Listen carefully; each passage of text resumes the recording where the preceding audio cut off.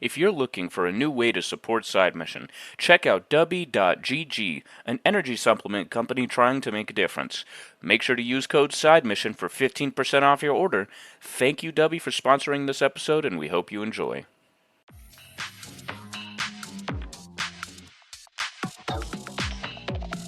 Welcome into the newest episode of Side Mission. I, like always, am your host, Rusty Ellis, joined by just two of the boys, Kyle and Matt. I say this every time, but every time I say Kyle's name, because I say your name first, I almost say Thacker every time following that. I'm not even going to lie. Like, that's 100% what happens. Anyways, we're talking about Resident Evil 4, the remake.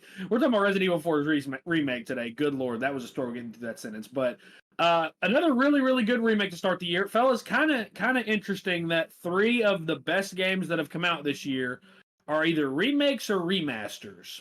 I feel like there's a really, really good discussion that could be had beyond this episode about that trend and what that means for the gaming community, because there are some that I think would say that that's not good for the gaming industry if those are your best games, but I think there are also a lot more games coming out. That's not a discussion for today's episode. Resident Evil 4 was remade just like 2 and 3 were. I don't think the original Resident Evil has been remade, has it? I don't think they did the first one, no. Not a remake, not to the degree of 2, 3, and 4. It's been ported. I know that. It's been ported to several modern consoles and modern systems since its original release, but Resident Evil 4 has often been heralded as the best Resident Evil, at least of like the original 6 that came out. Resident Evil 4, I've often heard, has been referred to as, the best one in the group. It's the first real step that, Capcom took towards making Resident Evil more of an action horror franchise as opposed to just a survival horror franchise. And I'm not going to lie, after playing this remake and spending the amount of time we've spent on it, I made the joke to y'all that I felt like this game was almost gatekept from me. Because this game is fantastic. I see why this is a Resident Evil that is held in the highest regard, because this game was a lot of fun, and this is a great remake. I think that the biggest negative is that it does look a little bit more like a PS4 title than a PS5 title, more like an Xbox One title than an Xbox Series X, Series S title. But if that's the biggest thing I can complain about, which I know that we'll have other critiques to get to later, I feel like that means this thing did a really good job as a remake. So Kyle, you're the big Resident Evil guy, and I've known this. We've known this for a while now. You've pretty much been the lead authority on Resident Evil since we started the podcast. This was your first experience with Resident Evil 4, just like it was mine. Do you think that it lives up to the billing that it's had ever since its initial release back in 2005? I definitely think it does. There are so many things that they changed, with the formula from 2 and 3 going into 4, where, like you said, they really took this in a more action horror direction and not so much of a survival horror direction, which I thought worked really well, because there were so many, enemies to constantly have to deal with, and in the older Resident Evil 2 and 3, like, you weren't running into that many enemies. There were a few here and there, but to make up for that, what they did was they had an unkillable enemy like Nemesis or Mr. X constantly following you around, and it was kind of to amplify that threat. And in this game, I'm glad that they didn't have that, because it didn't feel needed. I was always running into enemies. It felt like I was constantly in a state of emergency, because every time I go through a door, there were new enemies to fight. But it didn't feel overwhelming. I felt that I always had enough ammo to take them on, or there were a couple of sections where they really pile enemies onto you, but by that point in the game, you've been playing long enough to really know how to kind of dodge around them.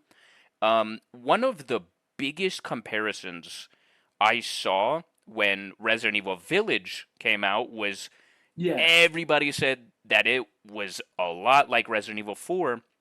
Now, having played through that, I definitely see a lot of the comparisons. I do think that, about midway through the game, they really changed it between 4 and 8. There weren't a lot of things that, you could really compare.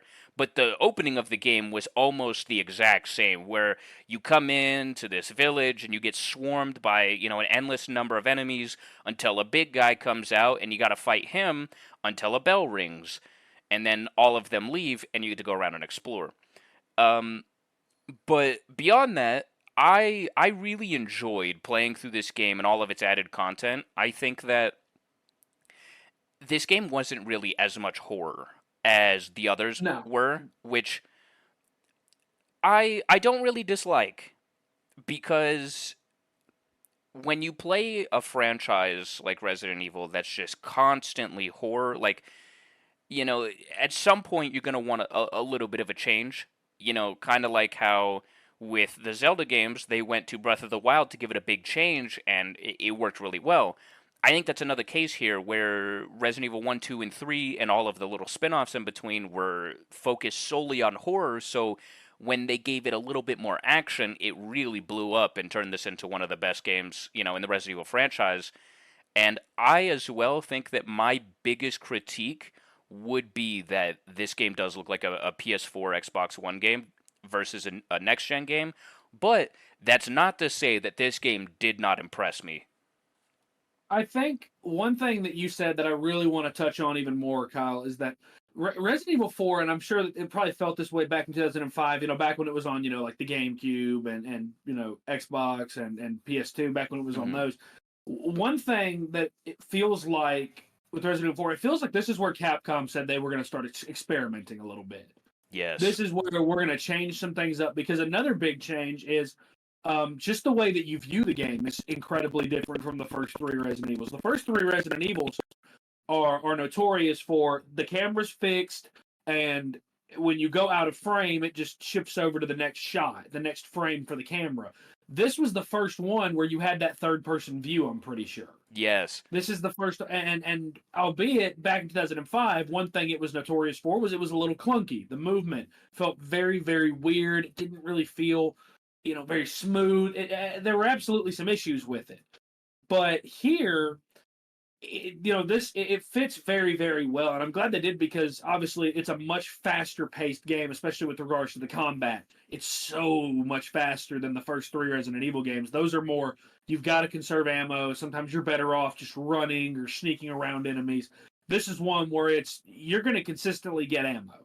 You're going to consistently get restocked on stuff, and you're not really, if you run out of ammo, that just means that you're a terrible shot more than anything else.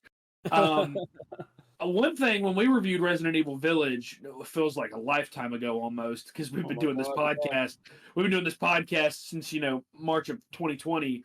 Uh, you know, One thing we said when we reviewed Village was, if Resident Evil 7 Biohazard was compared to the first couple of Resident Evil games, Resident Evil Village was very much a modern day iteration of Resident Evil 4. And you absolutely, when you play through this, you see the compare, especially when you get to the castle sections, you see things that directly inspired Resident Evil Village. And Resident Evil Village was a great game. I thought it's a game that I could absolutely go through and replay again right now and still 100% enjoy it. Same. Um, I think that it's great. I don't blame it for being inspired by this, because this is a great game as well. But you absolutely see like the sections that kind of look familiar, and the way certain puzzles are done that looks familiar. And I think that this is a game that it's impressive how well it holds up now, because 2005, that's 18 years ago.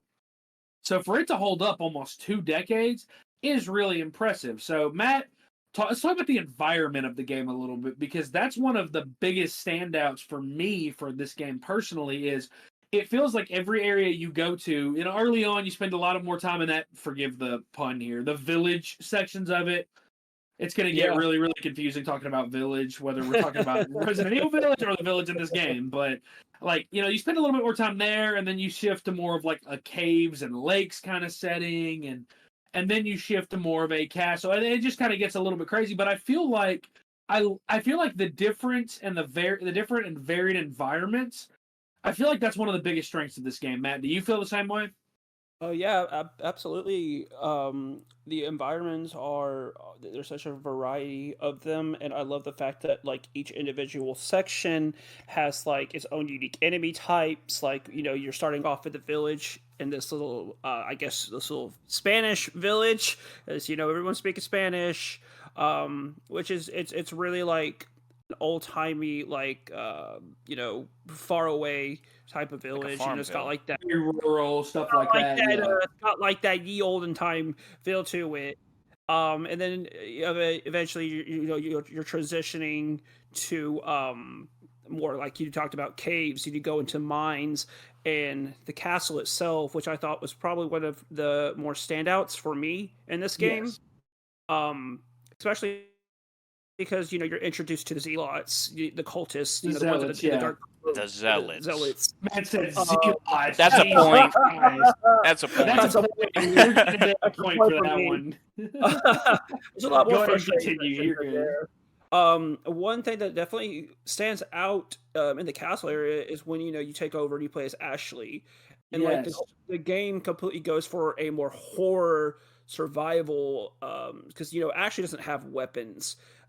You're only given this lantern that once you get into this library, the Lost Plagueis, has taken over these suits of armor. And oh my god, I think we were in a party with Kyle when he encountered this section, and he's just going, ah! So I get to that part myself, and I'm like, yeah, I see exactly why he's freaking out so much. Dude, that Yeah, shit was that part was terrifying. terrifying. Yeah, it was. That was awful, dude. Oh, yeah, but then I like that each different section because you start off at the village, you go to the castle, and then you end off on an island. Like everything just feels, like they did a great job on the environment. They did a great job on the world building. I like the fact that in each level there's hidden treasures. There are that this is a new addition to Resident Evil 4 are the quests that you can do for the merchant.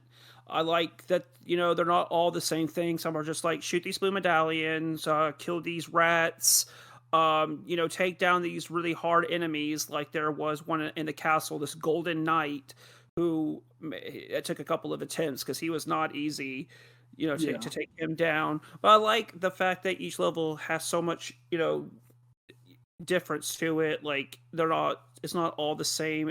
Everything doesn't feel so similar. Like there's nothing and I like one thing I really like about what this game did compared to the original is that you are able to explore like you're given a map. You're able to explore these levels. Like it's not linear. You're not just going one way. You can't go back. Once you open a door, that door closes. You can't go back. But you can revisit like any of those rooms, especially because as you are progressing further, finding like one thing I like is that you can get those treasure maps, and those maps will show you where the treasure is. Because if you're trying to be a completionist and you want all the treasures, it comes in handy. Um, Now, there's one area in general that I think that, to me personally, when it comes to enemies that can just come back, even no matter how many times you shoot them, I think they were called the regenerators or something like that. Yes, I know what you're talking about. Oh, I absolutely hated those guys. Yeah, um, I'm not a fan of enemy types like that at all. Yeah. yeah, there was one. There was one that I remember in Resident Evil 5, where you shoot his limbs off, and he's just like this freaking body, like this torso on the ground, and then he just starts regenerating his arms and his legs, and you can't necessarily kill him just by your weapons. But it's things like that that really give Resident Evil a horror to it. It's not necessarily the villagers. It's not necessarily like the cultists, the zealots. um, but man, I can't remember the name of them, but they're the red guys. They're like the shaman looking dudes that Yeah, yeah. cause the Lost Plagueis to like be rubbed out of these people's heads. Oh, Yes. those were terrifying. I hate when they were getting so up close to you, swinging Right. around, and then they just like end up decapitating me.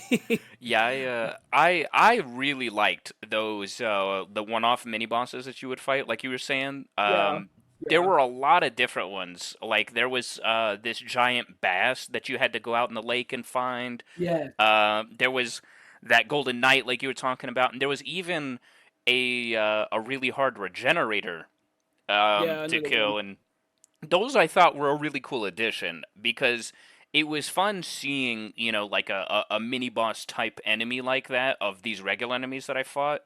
But I Yeah. have to 100% agree, the regenerators are my least favorite enemies, and here's why.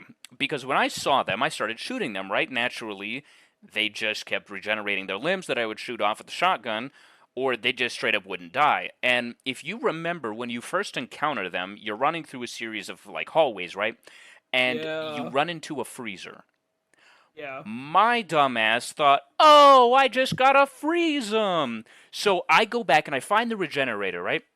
I walk him all the way down to the freezer, and the moment I get in the freezer, he turns around and walks away. And I'm like, okay, so I definitely gotta freeze him to kill him, right? And I do whatever like mission you were supposed to do in there. I think you're supposed to like flip a switch or something. And a regenerator pops out in the freezer, and I was like, yes, I can finally kill one. Boy, I could you think that imagine my I think surprise? that was where you had to upgrade your key card. That's what it Yes, was. that's what it was. Yeah, That's an it, aggravating section, actually. man, when I saw that regenerator in the freezer come out, I was like, this is it, I get to kill one. And I wasted so much ammo and he didn't die. I was so mad because I didn't understand how you're supposed to kill these guys. And so I finally get to that one room where you find the biosensor scope. And I had put it on my AR because I already had the semi-auto rifle with a scope on it. And you know how there's those regenerators in that glass, right? Yeah. Yes. Well, Yeah. I didn't read any notes, and I was stupid. I didn't realize there was a wrench in one of their stomachs that you're supposed to get out. I just broke open the glass, thinking that something was going to happen. There I was, running around the room with 4 regenerators, wasting all of my ammo Oh until my I god. finally pull out the AR.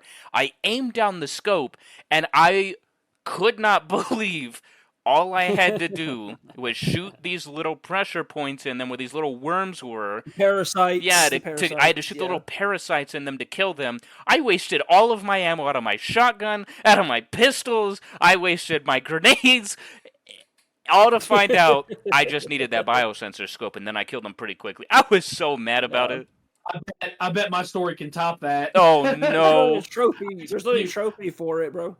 I told you this, Kyle. So I did read the notes, and I knew there was a wrench. It took me 2 attempts to do this.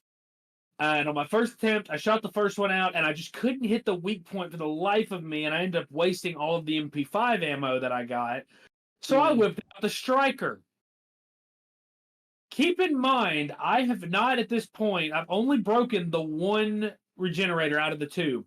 But because of how widespread the fire is on the striker, I ended up, in an effort to get to kill this one, breaking all three of the other ones out because of how widespread the shots were. I had to restart the checkpoint. I was so damn mad. But that is actually a really, really good segue into what I wanted to talk about next because I feel like the puzzles in this game were next level. Yeah. I love the puzzle, especially in the castle. One of the ones that stuck out to me, it's a really, really simple one. It's the one with the swords and the I markings on the love that wall, on the one. paintings on the Yeah. wall, where That you was have to good. you have to get all the swords out of the paintings, and then you have to figure out based on context, based on their names, which sword goes with which painting to get to the next area. And to me, it was the perfect amount of context clues and visual help, as much as it was just you having to actually sit there and figure it out. And it took me a second to, put the right ones in the right slots. But it was one of those where I felt really, really smart after doing it, even though it wasn't like all that crazy. So Matt said that it was a very frustrating sequence, that one with the regenerators and the freezer and in the labs and all that. I thought that was one of the best chapters of the late game Did enjoy it. because Yeah. I thought that in terms of from a design perspective, I thought it was really, really well designed. And I Agreed. told you, Kyle, that I feel like in every Resident Evil game, there's at least one chapter like this. In some, there's more. I think in Biohazard, I think there's a couple chapters like this, or at the very least, there's a couple sequences like this where ultimately a lot of it is backtracking through an area, reading the map, and getting a certain item. It's a lot like It's like a mini Metroidvania. It's like a mini Metroidvania where you need something to get through to another part of the level, and until you get that, you're not able to really progress it. So you have to explore. You have to find the right items. You have to find the right weapons for the right enemies. And I personally felt like that section was really well designed. What were some other parts of the game that stood out? Kyle, you mentioned the lake section. I think that I read somewhere that section was actually expanded to include you being able to travel along the lake, because I don't believe that was in the original. I think in the original, because of the hardware at the time, you would get a cutscene that took you out onto the lake, and then you would do the boss fight from there, and then you would kind of just go from port to port. Oh, that's actually really interesting. Yeah, like I said, all the added stuff in this game I thought worked very well. The lake was a lot of fun to go around and just kind of explore. I was I hate things with water. I'm gonna be honest. Water levels or anything underwater, it terrifies me in games because that's like the most vulnerable you can be. Because your guns don't work in the water. Usually you only have a knife, and if I'm going up against some big ass sea monster, I am screwed.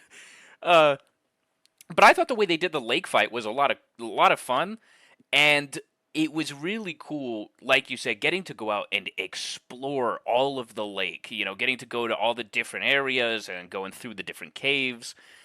I really, think that the traversal in this game seems like it was expanded upon a lot, and not only that. If I remember correctly, Matt, you said that the Ashley sections were not in the original. Not to my memory, but it has been since the GameCube since I played Resident Evil 4. I don't remember sections where you play as Ashley alone, but I could be wrong. If those weren't in the original, which I'll have to look it up, they did a good job on those because that was where I really felt the horror come in, and Yes. it didn't feel unfair. I think that there are sometimes in horror games where they disarm you and they put you up against a little bit too much. And Resident Evil has a great balance. Like in Village, the whole baby section, scariest thing in the entire game, but it did not feel unfair. And same with this, with the Ashley section, like you had the lantern, it was very scary, but it didn't feel unfair. I felt like, it was very balanced. Um, but I want to get into a little bit of my critiques with this game. Aside from the graphics, one of my biggest things about Resident Evil games is their replayability. As most people enjoy the replayability of Resident Evil games, and one thing that makes that replayability so good are the cheats, the extra weapons, anything you can buy from the extra content shop with the credits you earned through your playthrough. Normally, it's stuff like infinite crafting supplies or infinite ammo. You get special guns, and in Resident Evil Village, I got everything from a machine gun to a lightsaber, and I had infinite ammo. I had all of this crazy stuff, and it made replaying that game so many times a lot of fun because, the first couple of times you go through, you're really just trying to explore, and it's all about the horror. But then my third playthrough, I went through guns blazing. It was just so much fun trying to see how fast I could beat it, and I was honestly really disappointed to see the only extra content you get are 3 guns, and you don't even get them. You can't buy them from the content shop unless you do specific feats, like beating the game on hardcore mode with an A, which that hasn't really been a thing before.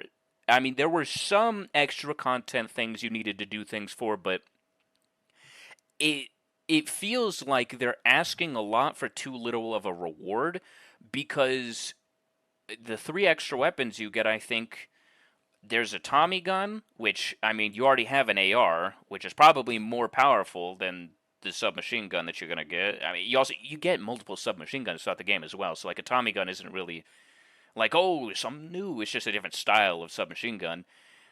And then there was an infinite rocket launcher that you can only get in New Game Plus, which means you can't use it to go for any trophies. So that kind of sucked.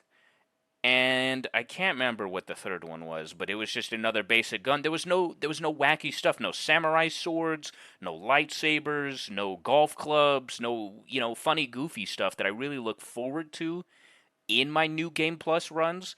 Um Other than that though, that's really my only big critique about this game. I think that the smaller critique I have is the movement, but that's with every Resident Evil game. no Resident Evil character Very runs with slow. any sort of urgency.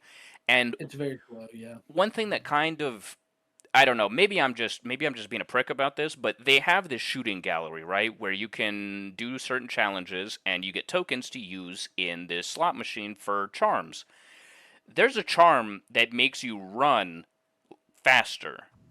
So they obviously knew that the running speed in this game was less than desirable, but it's complete RNG and you can get duplicates out of that slot machine. And I did every single one of the shooting galleries, spent all my tokens, and I never got it. And I was kind of frustrated about that because if you have to add something to make somebody run faster that everybody's going to want to go for, why didn't you just increase the running speed generally?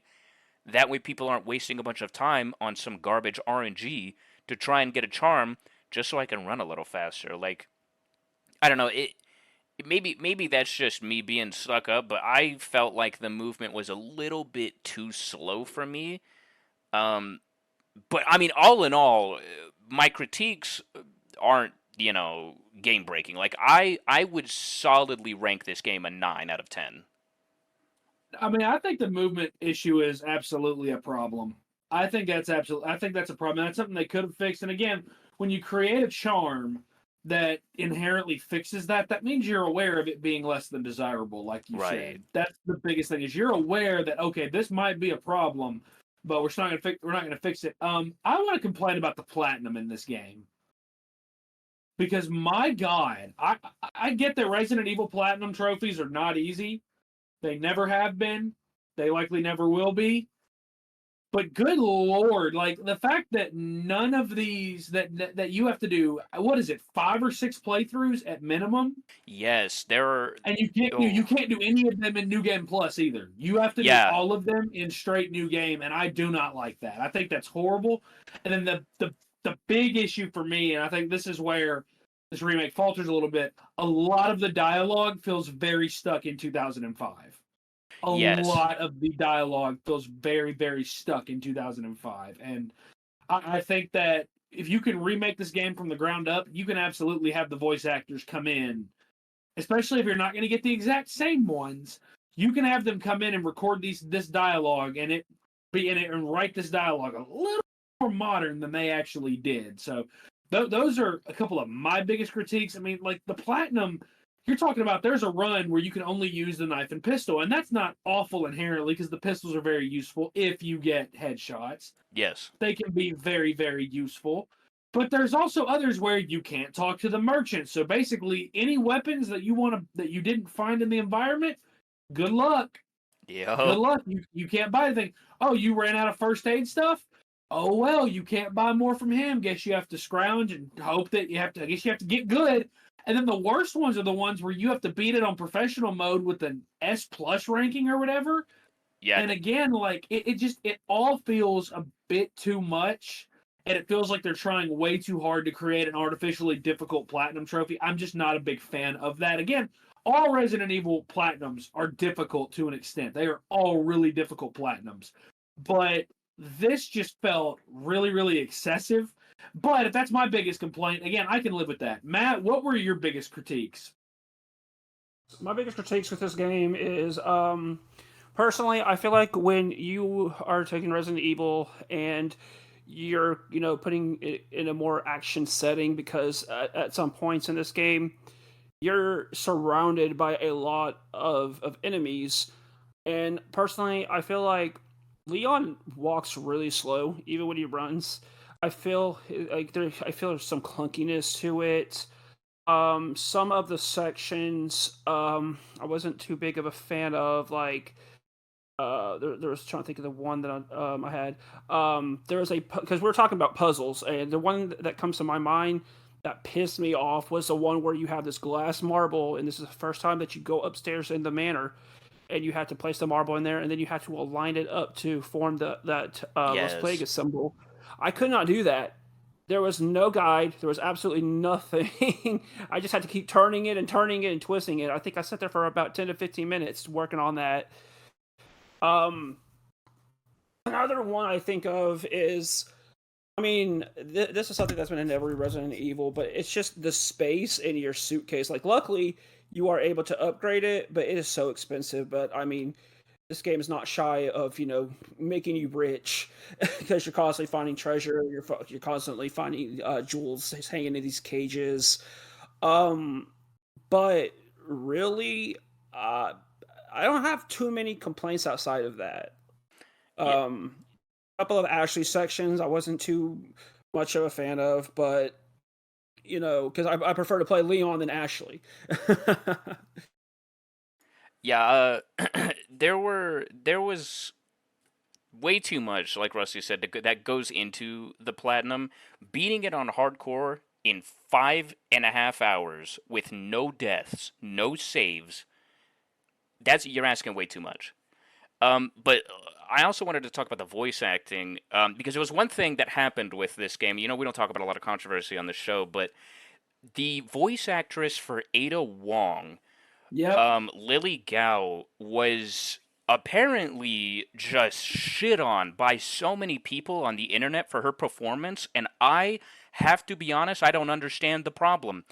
I did not think. I mean, granted, she's only in the game for a few scenes, but I didn't think her voice acting was bad. I mean, I didn't see any problem. I thought the dialogue itself was very dated, but the voice acting wasn't terrible. I mean, like I have heard well worse voice acting out of games, and I don't understand the hate that the voice actress is getting for playing a character that wasn't even in the game that much. Ashley, Louise were way more prevalent than Ada Wong was, and for some reason they're just going after her. Like I don't know. I just think that's people wanting to be mad to be mad. It's just kind of stupid.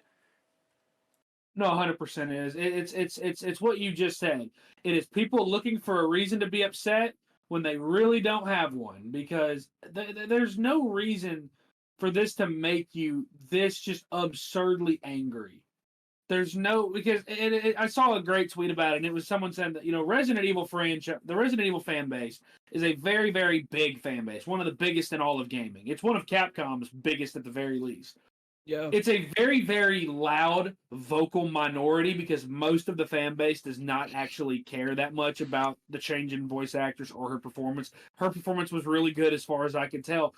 It's just people that are looking for a reason to be upset, that want to be loud, that want to be negative, and to me that's just silly. That's just stupid. And I Very think much that the so. people that have review bombed the game for the same reason, that's stupid as well. I've talked multiple times about how I hate review bombing, and I think that it's a stupid, stupid practice in the gaming industry, and I think that it will never go away, unfortunately. But that is just if you're one of those that you're mad at Lily Gao, I think that you really need to look in the mirror. You need to take a good look at yourself in the mirror because there's nothing wrong with her performance here. I thought all the voice acting across the board was really, really solid. So I don't Agreed. know. I think that all of this is stupid. So the last thing before we go, this has been much, much talked about and I think that it's going to happen. Will we see Resident Evil 5 next? Yeah, I think so because at the end, we see Ada speaking to Wesker, and she has the sample of the Lost Plagueis.